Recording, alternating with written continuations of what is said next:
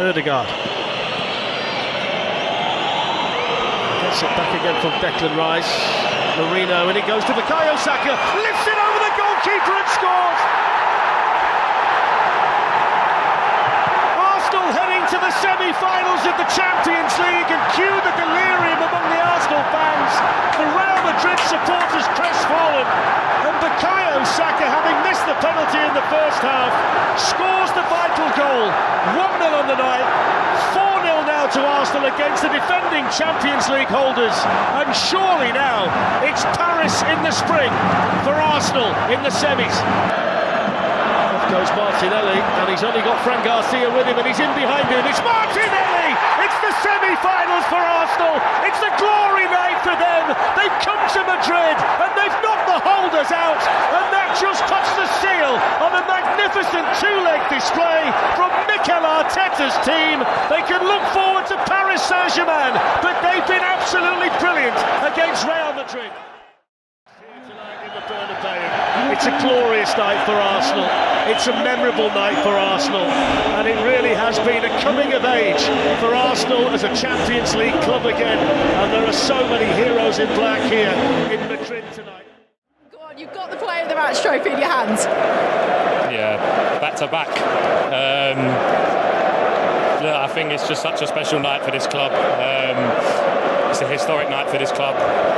We have an objective in this competition. We want to play the best teams, and we want to win this competition. And there was a lot of talk coming here about them coming back because they've done it so many times before. But we had so much belief and confidence from that first leg that we had enough to come here and win the game. And what a night for the club. This is an Arsenal team. Some way to go. PSG next. Yeah, lovely. Let's bring it on.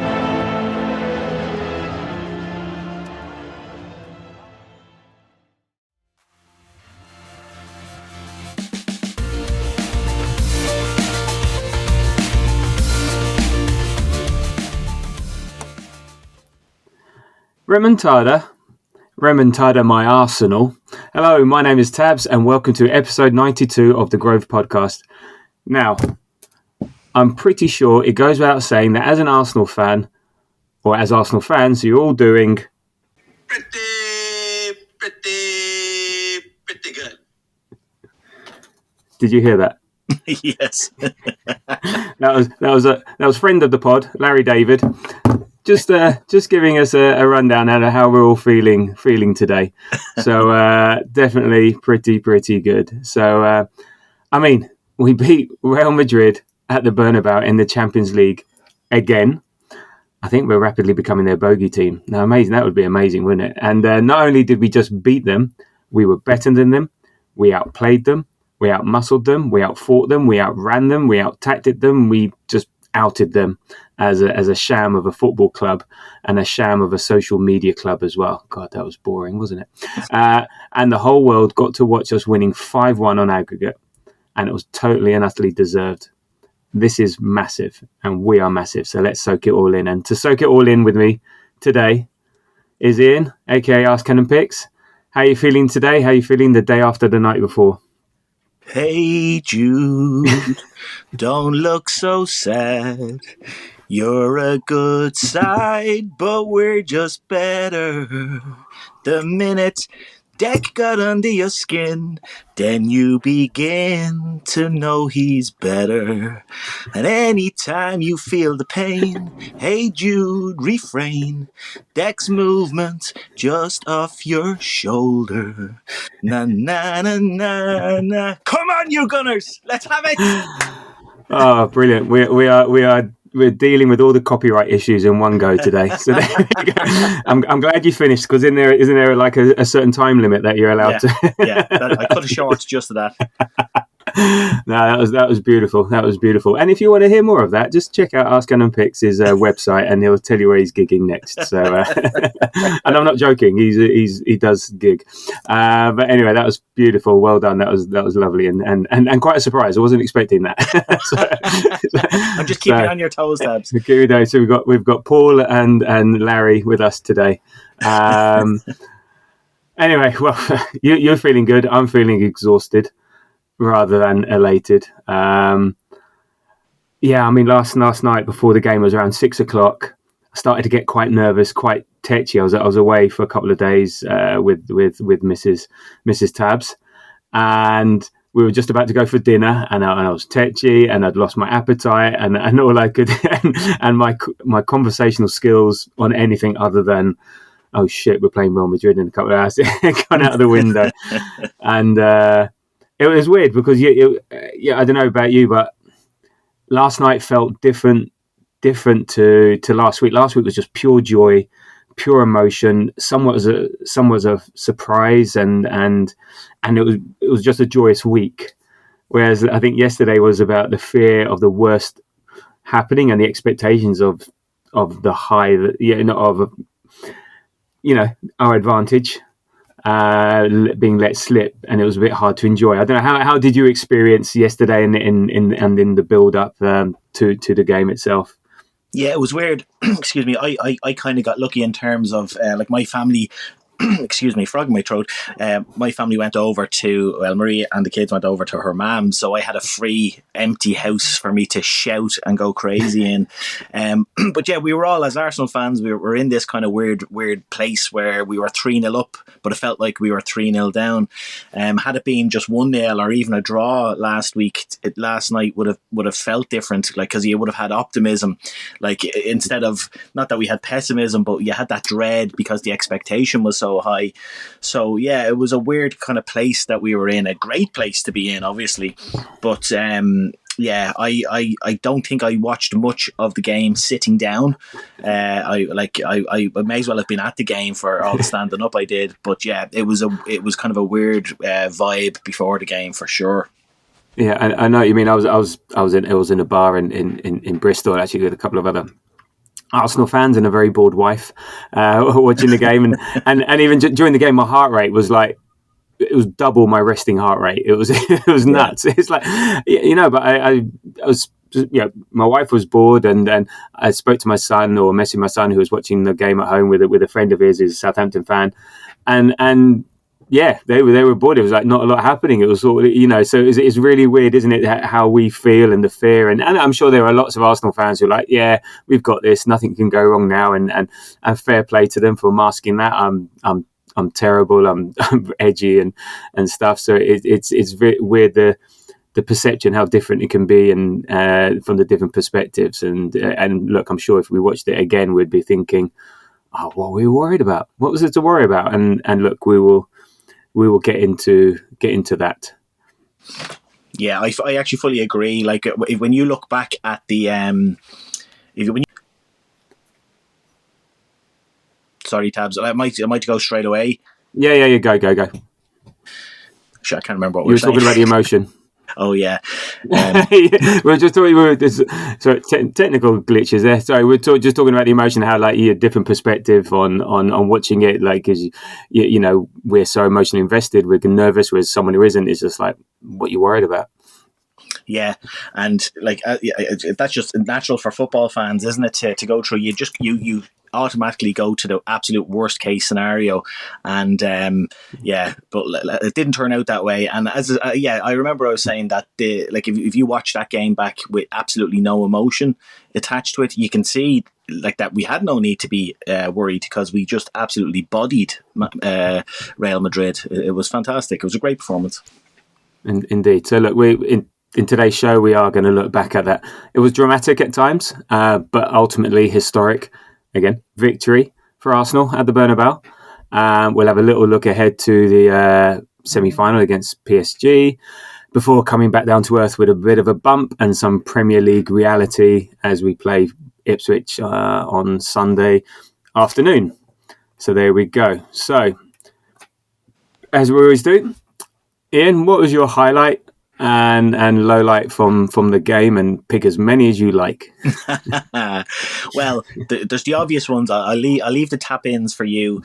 But one of my favourite moments of last night, because it actually completely calmed me down, was when Saliba just held off Mbappe in the box that time, like where he just kind of, shielded Mbappe like one of the best players in the world, like he was just nothing, like swatting him away like a fly. And he just saw the ball out and then just turned around, didn't get involved or anything like that. It was just business as usual. And I just got that kind of little moment of peace where I thought, you know what? Like, we have this. We're better than these. We have better players than them. And so that was amongst, obviously, as well as the goals, but I'll let you talk about those. Yeah, that was my highlight. My low light for me was the Partey yellow card, just completely unnecessary, and he's so important to us. It's just so silly. I was very annoyed with him, and you could see Declan Rice kind of running over to him and having a go at him, and rightly so. That was my low light.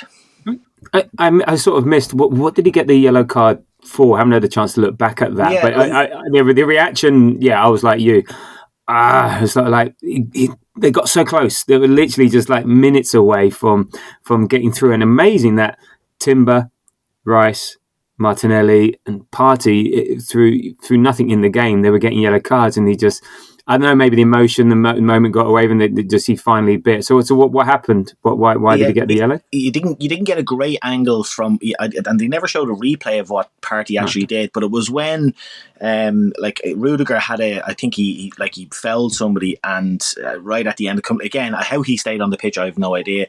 And Partey just ran over to defend his player, his teammate, and he, like the referee did one of those where he booked Rudiger and straight away just turned around and booked Partey again or as well, and it just I don't know exactly what he did, but I'd say he just ran over and pushed Rudiger or something like that to just defend his teammate, but it was just so unnecessary.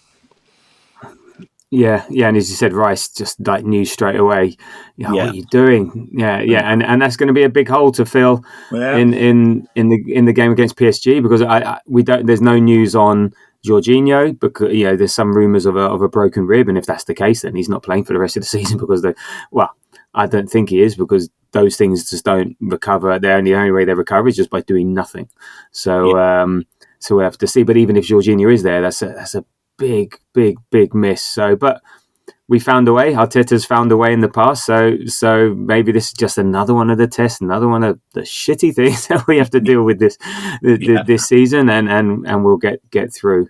I mean, there's so many highlights from last night's game, like Saka's goal, just to was a beautiful move and a lovely finish. We'll talk about it later. Martinelli's goal meant we got the victory. I think it was really important to get that victory, to have the 2-1, even though we go through with a draw, just to say we won at the Bernabéu again.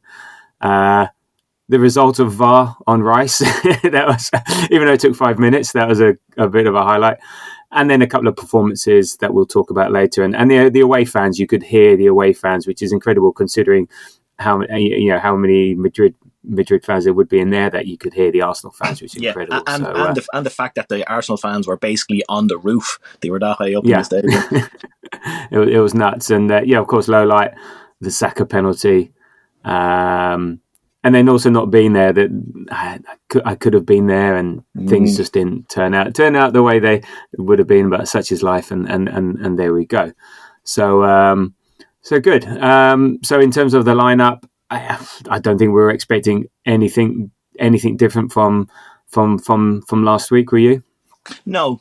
I think it would have been mad to change a team that beat Real Madrid 3-0. Of course, the location is different, the vibe is different, but absolutely no surprises. He had to play the same team.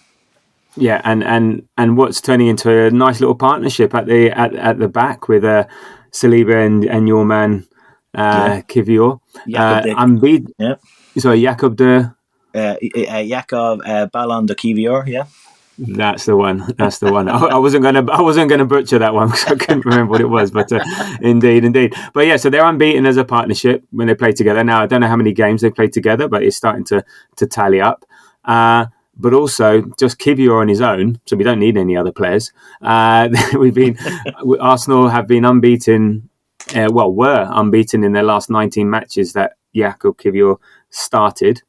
And that's in all competitions. Now that's 20. So that's 20 matches, 14 wins and 6 draws and no losses. So, the fear around Gabriel being out, justified. He is one of the best left-sided defenders in the world. But Kivior is stepping up, and like much of the rest of the squad at certain times, they're stepping up. So good little partnership going on there, and he had a great game yesterday. Yeah, and when you like read those stats as you've just called them out there, and you factor in the two performances he's just put in, you kind of say to yourself, what have we been worrying about? I know Kivior has made mistakes, but everybody has. Like Saliba, sure, look at Saliba last night. You look at Gabriel, like when he first came to Arsenal, he made mistakes, but yeah, he was absolutely sensational last night, Kivior. I absolutely loved that where he headed the ball back, the ball was headed into the box and it was a real scramble, and he just very casually just nodded the ball back to Raya. I was just it was beautiful. I was so happy for him.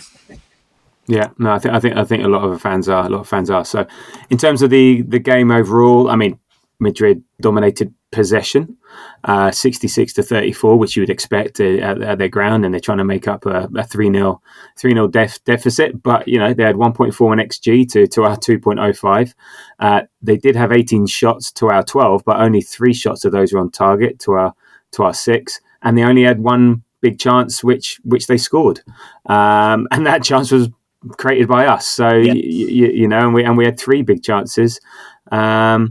We missed one, which is the penalty. So look, they would dominate. They had more passes, 371 to 179, but they committed more fouls, 18 to our 15, and they had 10 corners to our 4. But which is sort of what you'd expect. But with those numbers, we were the team in control, even though we weren't controlling possession and nor control. We weren't under any threat. So what was your overall thoughts on the game? I mean, we'll go through key moments in a bit and players in a bit. But just the game as a whole, and what did you make of the performance?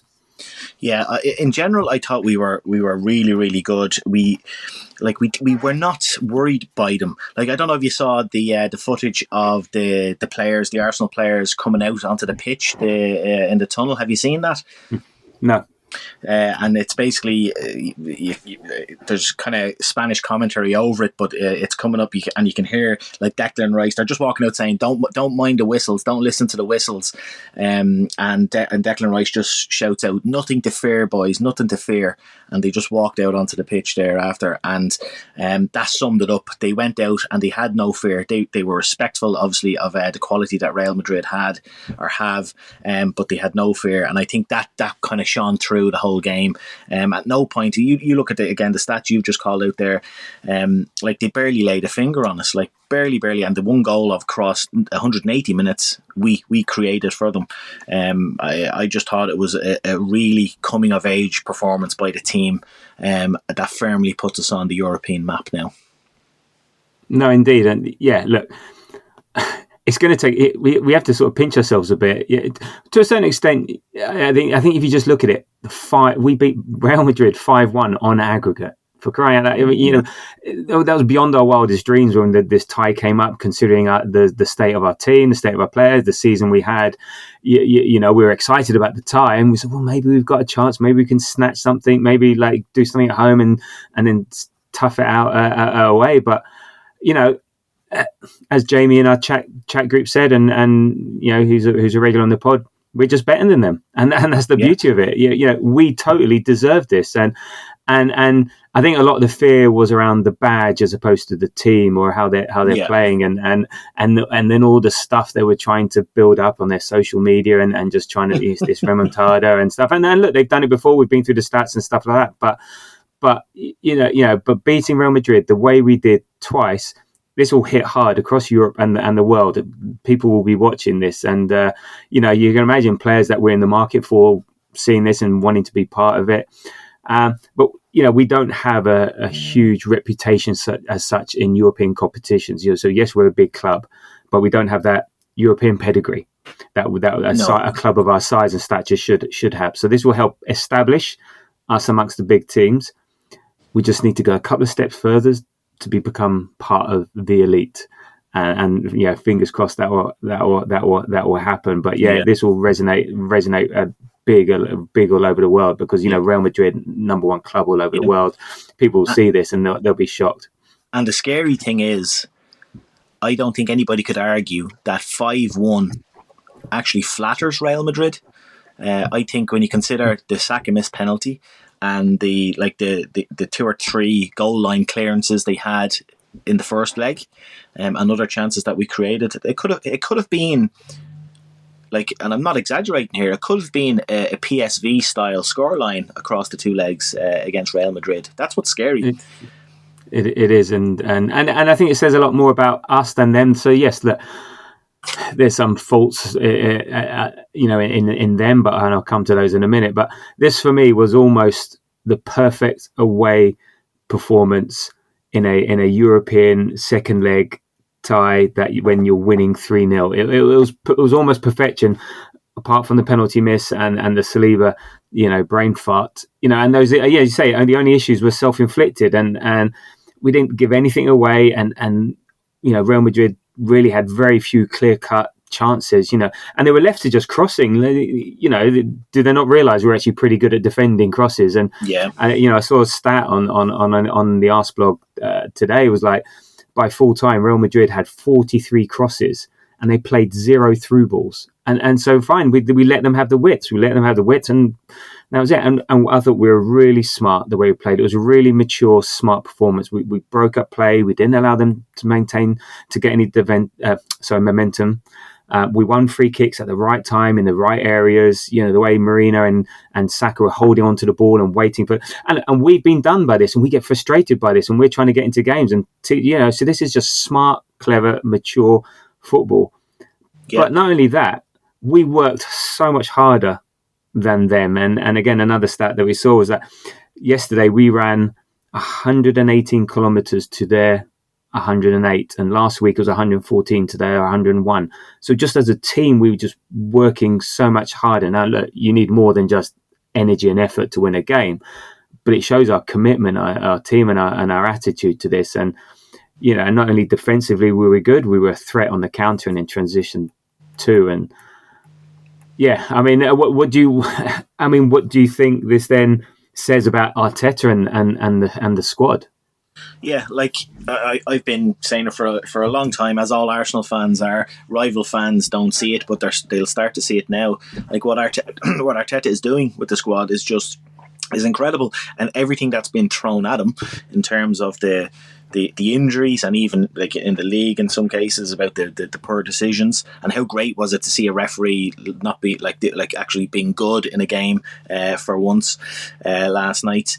As you say, it's all down to the team effort. The one thing that he did when he got into the club was just turn the effort dial up, and I know that's very basic analysis, but he really did. He went in. I can't remember if it was on this pod I spoke before about the day Arteta joined Arsenal. I remember the footage up on the Arsenal website, and he was literally walking into the offices, and this is day one, and he was like, right guys, it was great to meet you all, but we've got a lot of work to do. And these were just the office staff, the poor admin, and he's just done that throughout the whole club, and just raised the standards, and as you say, the effort, and thankfully now he's getting the just rewards. And I pray and I hope for all of us, but especially for Mikel Arteta, that we can go all the way in the Champions League. It would just be unbelievable. Yeah, no, I agree. He's raised the standards, and just the effort levels and the attitude across the team, across the players, the squad, the coaching staff. There were brilliant individual performances, but I think this was a full team performance, and just and the belief, like you were saying, the way they were going out there, just little attention to details, just and the belief that they had, we're not going to be second best here, we're not going to be undone here, and it's like players are stepping up, they're doing the hard yards, they may not be in their favoured position or they're in their preferred roles, but they're just going out there and getting the job done. And you compare that to what Real Madrid were doing, who basically, they were trying to do everything to gain an advantage. Rudiger and the left back, the Austrian left back, I've forgotten his name, Alaba. They were fouling. Bellingham was just in the ref's ear all the time. There was diving, and just get focus on playing decent football. But they had no answer to that, and they had no answer to our midfield dominance, and they just couldn't. Yeah, they couldn't lay a glove on us, that's again. I think that's down to Arteta and his coaching. Yeah, exactly. And I tell you one thing, Jude Belendingham, as I'm calling him now, it has gone down in my estimation. My word, I didn't realise he was such a whinger, like across the two legs. And last night he was awful. Like the way he was going on. He obviously, and you know what? It's a good trait. What professional likes losing? There's none. You shouldn't. You have to have that bit of bite about you. But my word, he was so annoying last night. No, but there's a way to go about winning, and when you can't win on the pitch, you have to find out. They could not beat us playing football, so they had to try and find another way to beat us. And maybe there was a bit of an entitlement in there. They're so not used to this. Hang on, what's happening? We don't know how to deal with this. Yeah, there's a bit of a sense of entitlement there. That hang on, you're just going to turn up and we're going to beat you, and you'll be grateful, and now fuck off. But no, we weren't having any of that. So that was great. And okay, so let's move on. We'll move on to the first half and second half and some of the key moments. But a perfect example of that attitude was when Lucas Vazquez, after the game, said Arsenal came to defend. They did practically nothing in the first half. Okay, Lucas, shut your cake hole. Yes, you had 68% possession to our 32 in the first half. You had 0.11 xg to our 0.93. Okay, granted, penalty is 0.8 xg. However, you had 6 shots to our 5, but none of those 6 shots were on target. None of them were big chances. At least we had 3 shots on target and 1 big chance. So if that's and 4 corners to our 3 corners. So if that's practically doing nothing and only come to defend, well, yeah, I'm not sure you know football very well. And also, so what? We're 3-0 up, for Christ's sake. What do you want us to do? Go on. Again, it's that entitlement. Why haven't you come here and let us score and all the rest of it? It's sort of like, it's nuts. No, you've got to earn the right. You've got to earn the right, and we earned the right. I think you hit the nail on the head. They just weren't expecting this, and they thought they were believing in their own remontada nonsense. And I think a lot of their players, the toys came out of the pram for sure. And you know what? Feck them. Who cares what they think? Exactly. This is a day and a night and a week until PSG play, to sort of just revel in the glory of beating Real Madrid 5-1 on aggregate. Yes, nuts. I won't ever get bored of saying that. All right, okay. So in terms of the first half, I mean, there was a bit of ebb and flow at the beginning. There was that offside goal, Miles offside goal by Mbappe, and then Saka had a couple of shots, and then we come to the first sort of key moment of the game was the penalty. So before we get on to how it was taken, what did you make of the awarding of the penalty? Do you think it was a penalty? Yeah, there's an element of bias in what I'm about to say, of course, but I do think it's a penalty. Like if I know the only argument about it potentially not being a penalty is that Marino was never getting to the ball, but that doesn't mean anything. Like if the ball's in one half of the pitch and players in another half and he punches him, it's a foul. Yeah. I'm not saying that's what happened, obviously. I'm just saying that it doesn't matter where the ball is. If a foul is committed, it's a foul, and it was a foul. He pulled him down, clear as day. And again, going by, as we always say, if it happened against Arsenal, how would you feel? And I'd be very annoyed at one of our defenders for doing that in the box at a corner. So yeah, I think it was a penalty. What do you think? Yeah. I think it's because we never really see them get given in the Premier League. So it's a very European, very Champions League penalty. It was just because it was so delayed. I was trying to work out when they said, he's going to VAR. I said, right, what's just happened in either box? Yes. And I said, did we do something in our box to give away a penalty? What happened? And then when they said, really? I just completely missed that. And so, yes, okay, it is a foul. I think we're just surprised because you never see it given. But maybe if they get given, and then people will stop doing it and it'll be fine. So I guess the one thing is if that gets given, and as it came to fruition, then didn't, was that I thought, well, if that gets given in their box, you just know something's going to happen in our box. And I just knew that a penalty would be given against us for something similar just because, it just felt that way, because these things happen all the time. So as soon as you give the first one, you've got to give the next one, and so on and so on. So it was I was sort of half, I'm all right if it's not given, because we're 3-0 up, it would be nice to score, but it's not like we desperately needed the goal, if you see what I mean. It's not like, right, I want this at all costs. Yeah. We were still 3-0 up. So I was 50-50 about it, but then obviously when it's given, right, great, there's a chance, let's go 4-0 up. Well, that was the plan until Saka stepped up and did what exactly? Oh man, I actually, we all know how we feel about Bukayo Saka. We'd all sell our souls and do absolutely anything for that kid. He's just unbelievable. But I could have strangled him in that moment. There's a time and a place to do that, and I understand in a way. If he does a Panenka and it goes in, it just raises his stature a little bit more. But I think he put himself ahead of the team in that moment. And of course, look, if it works out, he's a genius, and maybe Courtois is not expecting it.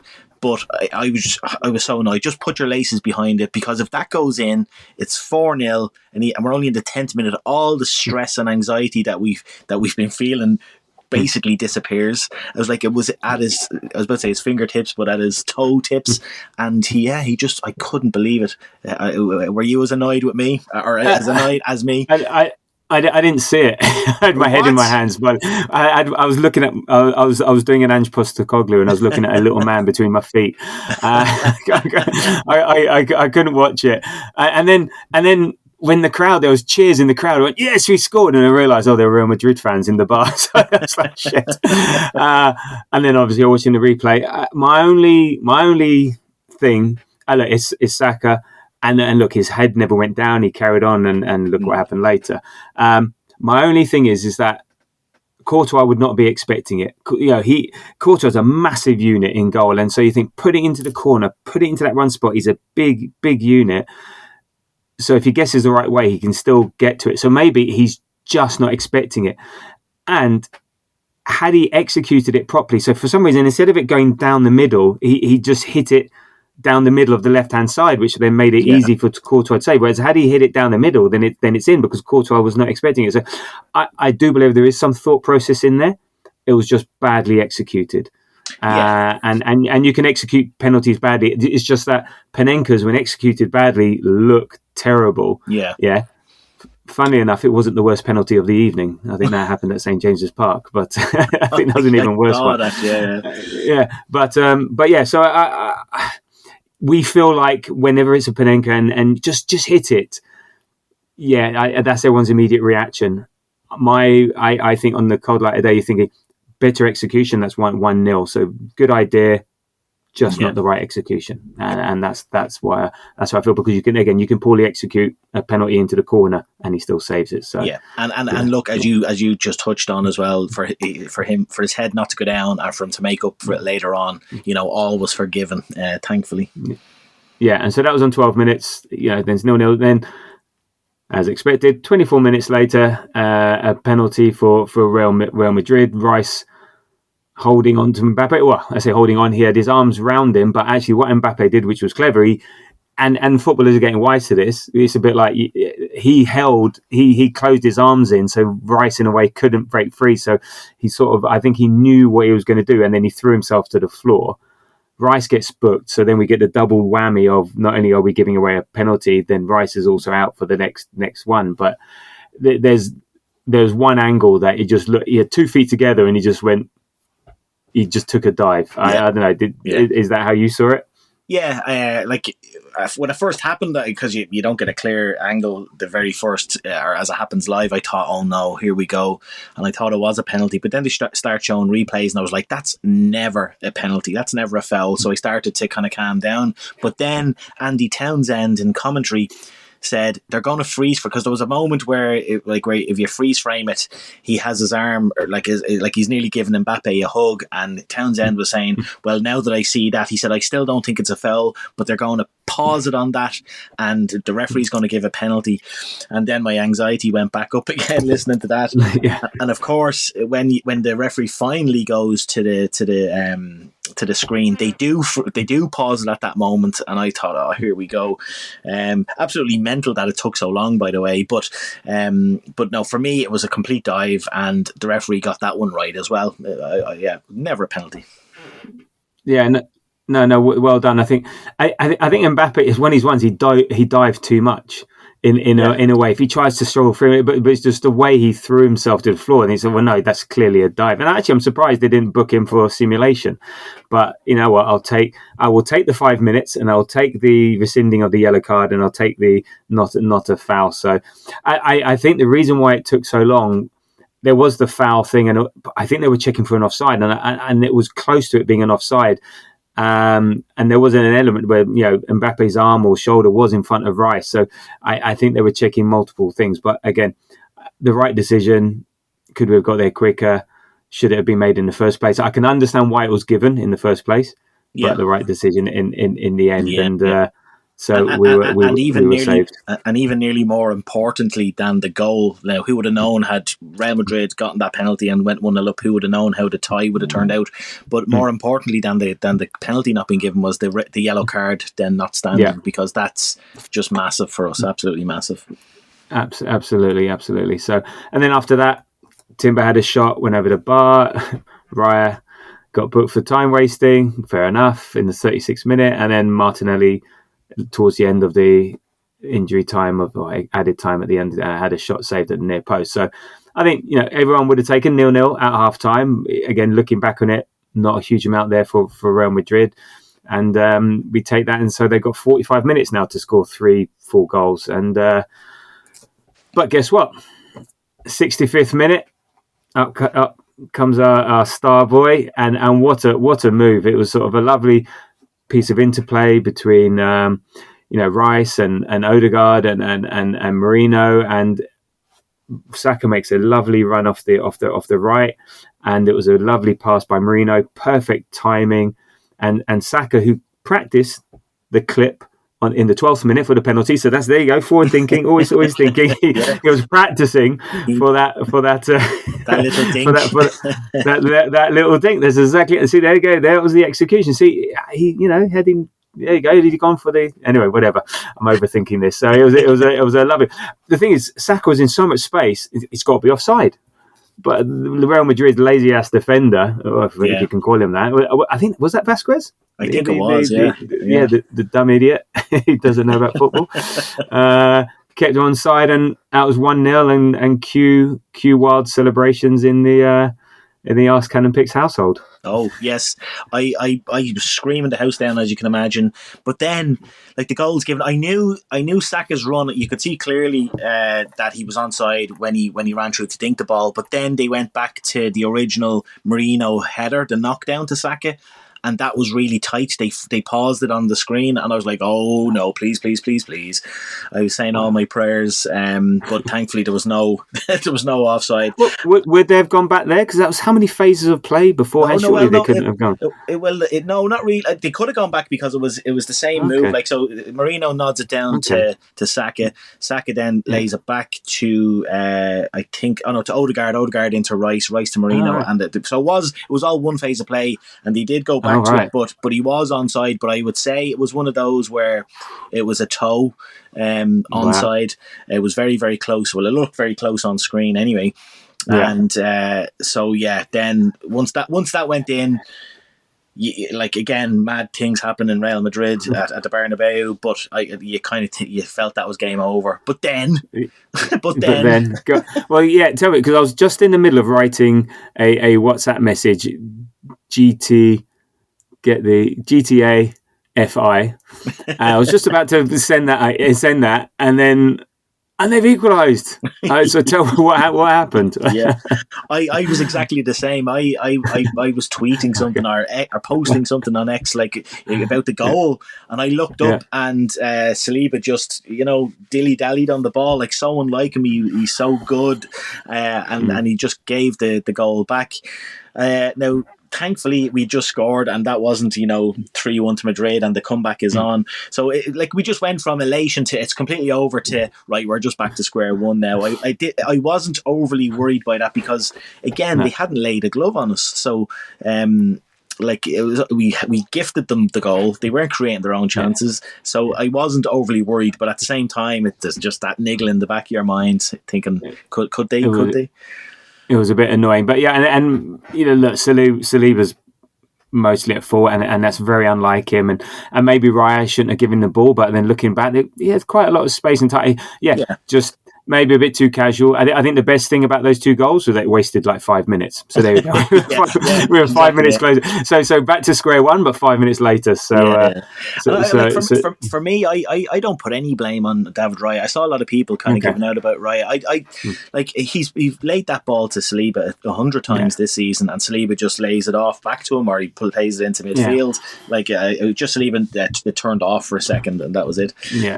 Yeah, just one of those things. Look, we're not going to see that sort of mistake from him again. He hasn't made it before. So if there's a time to do it, it's when you're 4-0 up in the tie already. Exactly. They were making it interesting for the neutrals. That's what. Yeah, exactly. Yeah, give them something to do. Yeah, exactly. My wife's head did pop up out of her phone at that moment. Oh, what's going on? And then not a lot happened there afterwards. I think Kivior defended well against Hendrick at one point, did really good. Odegaard had a chance, but just didn't quite curl it. And then there you go, brilliant defending by Saliba after MLS. Again, just wrong time, wrong place, or didn't execute one of his normal shielding the ball moves, and he got tackled. And then 85th minute, Partey got booked, and it was sort of like, wow, we've got this far, we've not made any bad fouls, and actually the rest being pretty lenient, because I'm sure Rudiger should have been sent off, stamped on MLS, and he knew what he was doing. He could have easily moved his foot out of the way. You know that one where you're hovering over, and instead of putting your foot on the other side of the player, he hit him in the midriff, and he was just all night just gnarly and just he was a scumbag, not to put too fine a point on it. Like he had about 3 or 4 bookable tackles, even in the first half, like where the ball was way gone, and he bodied, I can't even remember who it was, like completely on purpose. And that one on MLS was disgusting. Like I hate to see that going on. But the party yellow, it's like, oh, come on, man. It's we'll see. Look, it is what it is. I mean, if we were to say like you had 4 players on yellow cards and only one of them gets a yellow throughout the game, I think we would have taken that. It's just the manner in which it happened. If it's a saving tackle, it's important, but just for getting involved, dumb shit. It's just like And look, if you could pick a leg that he was going to miss, I suppose you'd pick the first leg, the home leg. At least we'll have him out there in PSG. In Paris, indeed. And then look, I think the only chance really Real Madrid then created after that, I think there was from a corner, it fell to Hendrick, and he just fires it high and wide. And then 92nd minute, Odegaard had a shot. Keeper saves it. So, and then the icing on the most delicious and glorious of cakes was Martinelli. I think he scored a similar goal against Seville a couple of years back, or last year in the Champions League, away from home, sort of breaking through from a pass. But Marino, who had a very low key, top quality game again yesterday, he was superb. He got 2 assists. He picks up the ball halfway through our own half and just perfectly timed, perfectly weighted pass, and then great run by Martinelli. And what I mean, look.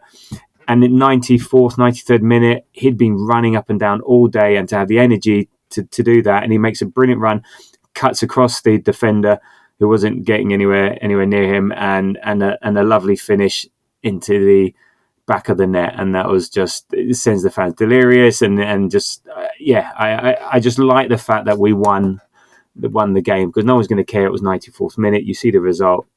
We beat Real Madrid 2-1 away from home, and it was just. It was a lovely exclamation mark at the end of a wonderful 2-legged tie, and Martinelli deserved that goal for his play in both legs. He was fantastic at home, and I thought he was really good last night as well. And 94th minute, we're 4-1 up on the tie. He could have just not bothered his arse, but he wanted to score the winner at the Bernabéu, and he can say that for the rest of his life now. Yeah, and look, every time he scores, so we've got a bit of a stat here. I'm gonna take the quick option.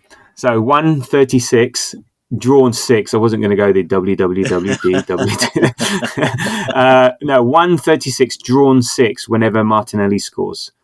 Yeah, that's an incredible stat. That's nuts. Get him up front. Get him scoring every game. That's the incredible statistic when he scores. So yeah, good on Martinelli. I said well deserved. So game over. Easy. Next. Who we got? Easy. But yeah, I think as we said, if we watched the game without emotion, as a neutral, comfortable, we didn't park the bus. We may not have dominated possession, but we just played sensible knockout football, and it was well deserved. And as much of a team effort, there were brilliant individual performances. As I called out, Marino again, like a great outlet, 1 free kicks, it was just all round unselfish performance. Who else stood out for you yesterday? Oh God, you could pick any of them. Like Rice was unbelievable in both legs last night. He was just, we sing the whole, we got him half price, and it's true. We did get him half price the way he plays.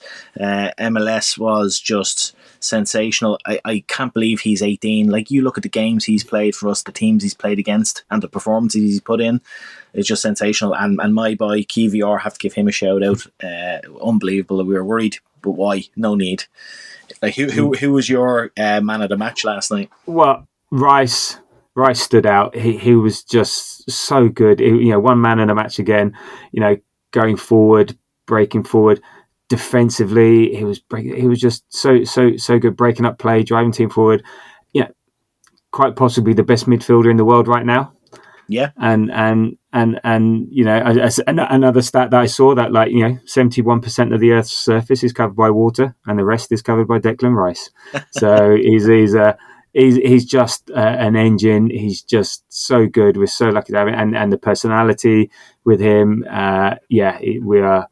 Yeah, again, these are the times. You got certain players. They excite in terms of like Saka.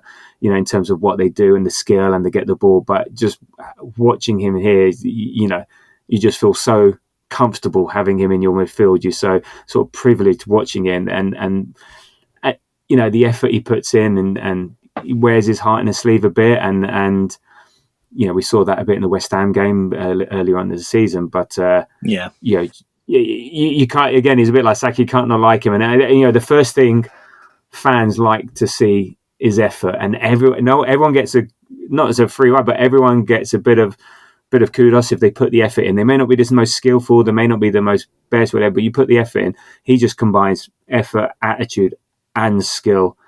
The goals last week, he's just fantastic. So I'm trying to think. Again, my world football knowledge is not great, but who out there can do what he does at centre midfield? I don't think you can pick anyone. And he did all that while avoiding a yellow card in 180 minutes against a team of Real Madrid's capabilities and the players that they have. Like, I was convinced he'd get booked in one of them. A last-ditch tackle. Unbelievable, isn't it? Exactly. 100, and I don't think he looked close. But the foul that was never a foul, the penalty, he never looked close to a yellow card. And he had that moment as well in the first half where poor old Hey Jude, bell-ending him, ran into the box, and he just I have no problem. I'll just like follow your run and just block the shot. It's just, he's unbelievable. We're so lucky. And then there was the free kick towards the end, and they tried to take a fancy free kick, and he was the first one out to block as well. So we're again privileged to have a player like that, and we watch him play, and look, he pays your money, and this one has worked out pretty good. Yeah. So look, all round fantastic, but it's one round. It will live long in the memory. It will give us huge kudos, but still got a job to do. Mm-hmm. Let's enjoy it. We will enjoy this, but we got the PSG now in the semis. The first leg is 29th of April at home. Second leg is Wednesday, 7th of May away, and in between that we've got a small visit to Anfield as well, just to. We won't give two shits about that. I think we're finally going to see Butler Odejayi start a game, and that'll be at Anfield. Nobody will care. Let's see. Nobody will care about that game. I hope not. But what are your we'll obviously do pods and stuff later on as we get closer onto PSG. What are your immediate thoughts on that as a semi-final? Well, first, I'm so happy to say that I'm going to be there. I booked my flights yesterday. €33 return with Ryanair again. Thank you very much. I absolutely love you again, Michael O'Leary. Don't care what the haters say. You leave that man alone. We should get him on to sponsor. You're giving him a free sponsorship. I know, yeah. The Grove Podcast, sponsored by Ryanair. I'll take it. yeah, too, right? But looking forward to being there. But yeah, I like again. I would say at this moment in time, of course, we beat PSG at home in the group stage, but I think they're a much improved side now. And I would say you could argue in current form, they are a better side than Real Madrid. I don't think it's hard to argue with, or it would be hard to argue with that. So it's going to be a really tough two-legged tie. But I believe we're better than them. That's how good I think we are. And I just trust Mikel Arteta to come up with a solution for Partey missing the first leg as well. I'm so excited for those two games. Yeah, indeed. They looked vulnerable. Well, Villa beat them 3-2, and they had half an hour to go to take it to extra time, and it was Donnarumma that kept PSG in it. So look, they've got some exciting players, they've got some young players, but again. And they seem to be quite a complete team like us, but I think they're a bit young in places. Their mentality, playing in a semi-final, two youngish teams, two good young coaches as well. Luis Enrique for PSG, exciting players, coming into form. So I think it's a very good match up for the neutral. I don't give a shit neutral, but I think it's a good match up. I think it'll be fairly even. It'll be a harder game definitely than Real Madrid. I think they've got the attitude and stuff, and I think they've got the work ethic as well. But I think they can also be vulnerable. I mean, yes, it was it 6-5-4 an aggregate, and they only got the last goal at home in added time at the end. So I think they can be got at. They're not as defensively secure as we are. As you said, we beat them 2-0 already, and they had most of their team. Okay, Dembele wasn't the Dembele he is now. So no, and I think they signed a couple of players. I think in January as well, didn't they? Yeah, which. So they got quality. They'll be dangerous. I think they'll be more of a threat. And there we go. Look, I think according to Opta, we're now 28.7% favourites to win, but everyone's thereabouts. PSG 24, Inter 25, Barcelona lowly 21. So yeah, it's a good group of semi-finals. Look, we've got a chance. We've got a chance of getting through. If we play like we did these last two games, we can get through to the final. Quickly, I'll ask you now, and then I'll ask you again multiple times. Who would you rather play in the final if we got there? Do you know, I've been saying all along that I think Inter Milan are going to get to the final. I think Inter Milan, I've been saying this since the round of 16. I think they're the dark horses. And I shouldn't even call them dark horses. They were in the final 2 years ago. But I have a feeling Inter Milan will get to the final. Who would I prefer? I think Inter Milan will be a very tough opponent, and they beat us 1-0. Now, to be fair, it was a 50-50 game, could have gone either way, and they won it with a penalty. Barcelona probably have more threat, but we could probably get behind Barca a bit easier than Inter Milan. Maybe Barca, and this is me just thinking off the cuff, maybe Barca would be better stylistically for us to play and have a better chance to beat. But I don't know. Look, just please get to the final, and we'll take whoever comes. Whoever comes. Yeah, maybe it's a revenge 2006 revenge final. Yeah. We'll see. I think you're right. I think Inter might be a bit trickier because they're defensively they'll be more low block. They'll be like a traditional annoying opponent for us. So we'll see. But you're right. Let's just get through PSG. Having seen what we've seen now, I think this will be tougher than the Real Madrid game. But definitely, we're a good team. We are a good team, and people are going to fear us. People have just seen what we've done, and they're going to fear us. So let PSG worry about us. Yeah. That's what I say. Very Let's well go. said. So, Very well said. So there we go. 29th of April. So where are we now? What date is it today? So that's just under 2 weeks away. Yeah, 2 weeks from last Tuesday. Come on. I'm looking forward to it. I booked my train ticket. So there you go. Your train ticket probably costs more than my flights. I'm just tap and go. I'm fine. So, so there we go. So look, that was Real Madrid dispatched easily.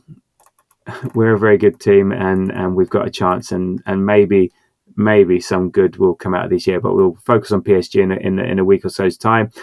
But next up, as I said, it's back to Premier League action with a bit of a bump, and we take Ipswich on. I think it's 2:00 on Sunday at Portman Road, I believe, and. So what are you looking forward to and not looking forward to as far as the Ipswich away game is concerned? I at the risk of repeating myself, I'm just not looking forward to having to play the game again. It's just as the song goes, back to life, back to reality. But look, these are important games. I don't want our league season to just peter off, because if I don't even want to say this, but if things don't go our way in the Champions League, but yet we've sacked off a few games like we already have with the last 2 league games we've drawn, both of them because we rested players, it'd be a shame to end up 3rd, 4th or 5th or something and not get the just rewards in the Champions League. So these are really important games. Newcastle are creeping up behind us. They're only 4 points behind us after their win last night, and we're playing them second last game of the season, so that could become a big game. So I'm looking forward to hopefully getting back to winning ways in the Premier League. I'm not looking forward to just any potential injuries, anything that could scupper the Champions League chances. Yeah, I think that's just the way it's going to be for next few games, or the league games, whilst we're still in the Champions League. All our eggs are going to be in the Champions League basket now. Yeah. I'm looking forward to a win to keep second place intact, and a lot of people won't care. You're right, in comparison to Champions League. No, you're right. We shouldn't jeopardize anything there, but also I think momentum builds momentum, and maybe we seem to be a team that can only focus on one competition.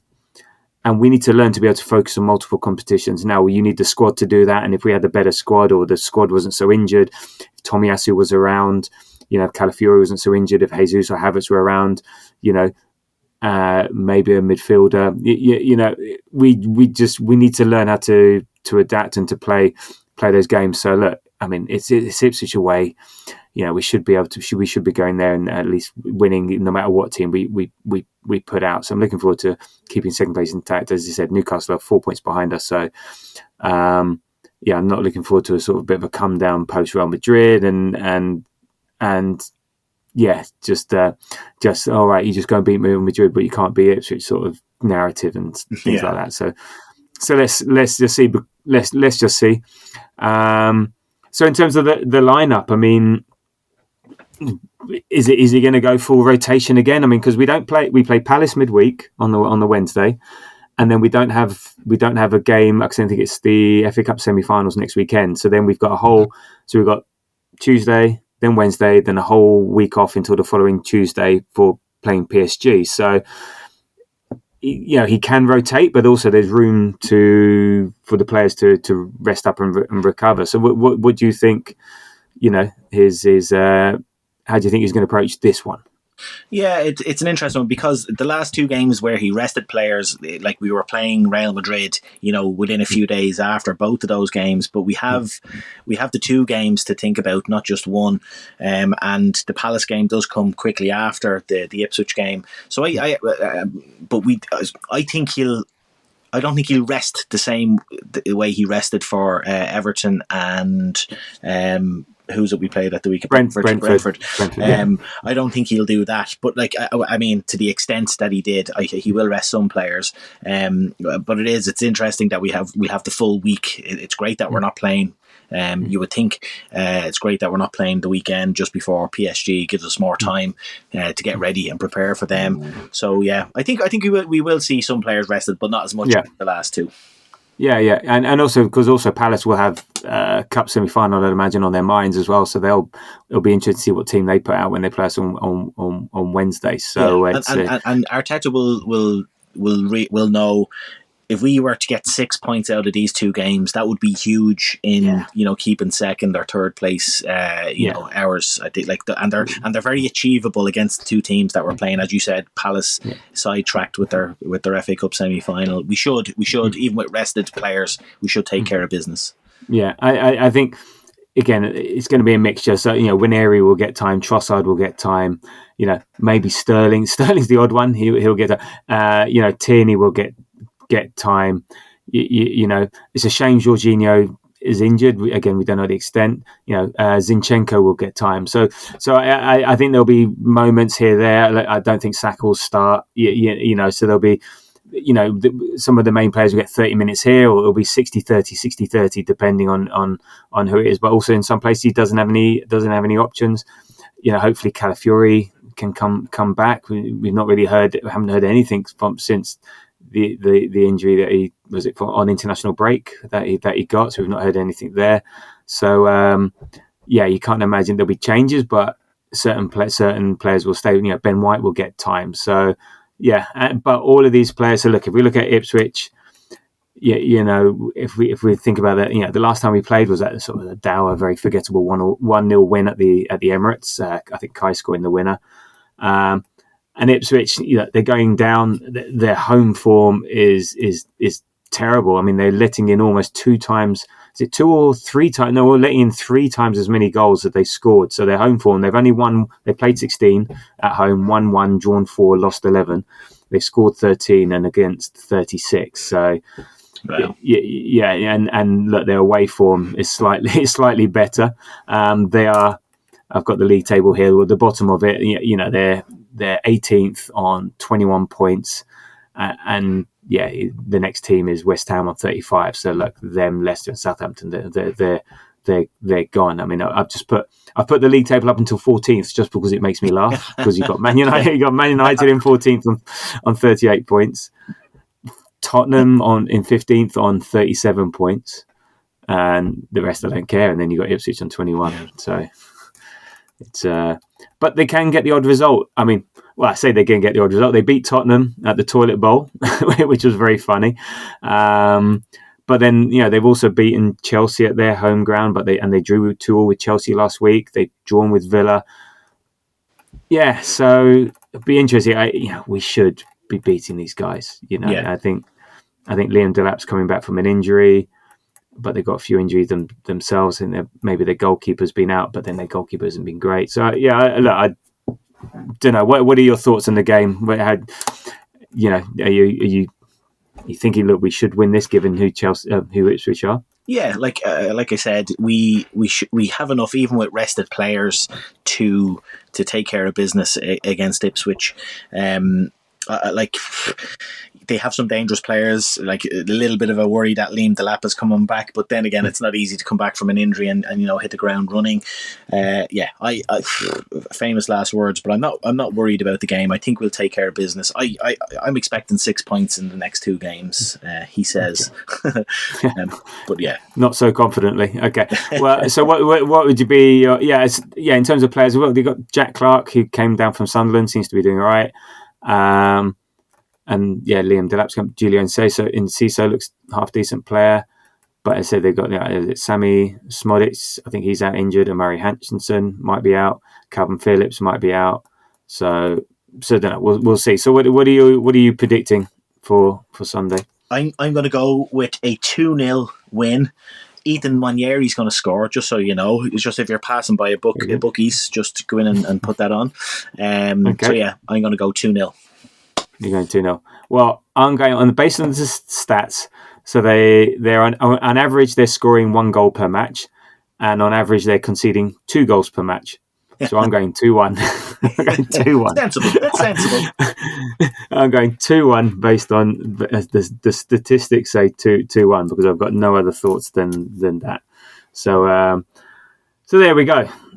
But it will be this, and then Palace will be sort of quickly dispatched with, and we'll forget about it, and it'll be all about PSG at home. So I think you're right. Let's just get out of these damage limitation in terms of injury, give some players who need some minutes some minutes, and let's get 6 points with minimum fuss and all in on Champions League. So can you believe it? We beat Real Madrid 5-1 on aggregate. Sorry, I keep having to double check that one. It's nuts. Yeah, you do have to pinch yourself every little while to go, did that actually happen? Did the last week happen? It's great. But just before we go, do you think that's is it just because we're not used to this, or is it a small club? Should we not be so surprised, or is it like, no, this is a big deal? I know I'm trying not to get too much like, oh, that's such a small club mentality. We should be doing this. We should be doing that. Or should we, no, hang on. This is not normal. This is Real Madrid. This doesn't normally happen to Real Madrid. This doesn't normally happen to Arsenal. And trying to find that balance between, glorying in it and thinking, well, no, good. We're in the semi-finals. That's where we want to be. So, well, that's where our trajectory has been. Like, I think we are one of those clubs, just in terms of ability. Like, you're right, we don't have a European pedigree, so like I think that like, rival fans, again, who cares what they think? But they'll always lean on that.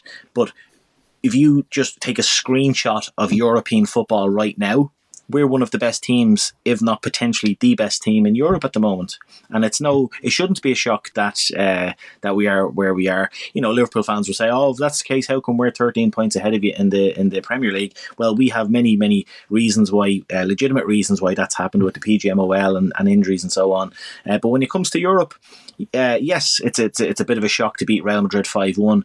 But when you break it down, it's not like we're pound for pound as good as them and better now, I think. No, I agree. Anyway, let's enjoy it. Let's not worry about these sort of things. No, I'm gonna enjoy it. We'll have a smile on our face for at least until 2:00 on Sunday, and even then, I'm not too sure how many people are going to really care. So there we go. So look, thank you, Ian, for joining me today, and again, glorying in that victory. So, thank you. It's absolutely my pleasure. It's indeed, and I love the dulcet tones at the beginning. So yeah, and let people know where they can find you and what you get up to. You can find me on all the social media platforms at @ArsCannonPics, where you can send me your cannon. I post pictures of cannons, but also write some songs to destroy opposition players. But no, mainly for the cannons. Indeed. Okay, so look, you can follow us on Threads and Blue Sky at the Grove AFC. Next show will be post Ipswich, pre Palace, and if you enjoy what you hear from us at the Grove Podcast, and even if you don't, please do like, subscribe, and do all that usual stuff on the podcast feeds. It's appreciated. So there we go. So enjoy this, Gooners. Enjoy this, Arsenal fans. It is indeed pretty good. And until the next time, come on, you Gunners.